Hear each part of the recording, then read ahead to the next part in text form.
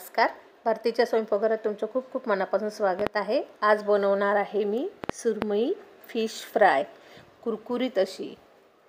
आणि यात वरची कोटिंग अगदी कुरकुरीत असणार आहे आणि आतून अगदी सॉफ्ट बनणार आहे. कधी कधी काय होतं ना की आपण फ्राय करतो तर वरची कोटिंग निघून जाते, मसाला निघून जातो.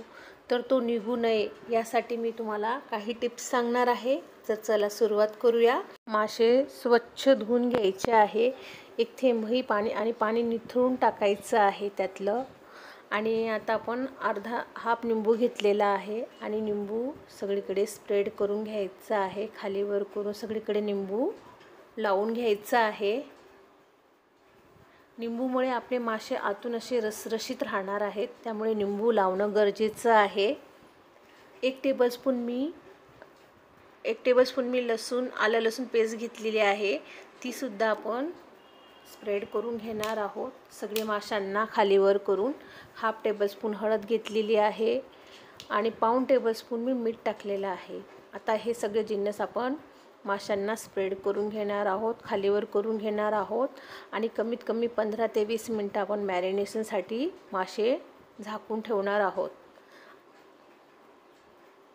आता मी एका बाउलमध्ये 1 टेबलस्पून मिरची पावडर, पाऊण टेबलस्पून मसाला, 1 टेबलस्पून धने पावडर आणि 3 टेबलस्पून मी पाणी टाकलेलं आहे त्यात. आणि सरसरीत असं बॅटर तयार करून घ्यायचं आहे. बघा, अशा प्रकारे आपले बॅटर झालेलं आहे. आता मी माशांना ते बॅटर लावणार आहे. आता पहिले माशांना आपण थोडीशी कोथिंबीर टाकणार आहोत माशांमध्ये, बारीक कापलेली. आता मी माशांना मसाला कोटिंग करून घेणार आहे. बघा, हातात घ्यायचा आहे मासा. एका साईडून कोट झाल्यानंतर दुसरी साईडला सुद्धा कोटिंग करून घ्यायचे आहे. सगळ्या माशांना मी मसाला अशाच प्रकारे लावून घेणार आहे. असं केल्यामुळे आपण जेव्हा फ्राय करतो तेव्हा त्यातली ती कोटिंग निघत नाही, त्याला माशाला चिपकून राहते. आता रवा घेतलेला आहे, अर्धी वाटी रवा घेतलेला आहे. त्यात पाव टेबलस्पून मिरची पावडर, पाव टेबलस्पून मीठ टाकलेलं आहे आणि माशांना रव्यामध्ये असं घोळून घ्यायचं आहे. अलगदच्या हाताने रव्याची कोटिंग माशाला लावायची आहे. आणि तवा गरम करून घेतलेला आहे, त्यात मी तेल टाकलेलं आहे आणि आपले मासे फ्राय करायला त्यात टाकलेले आहेत.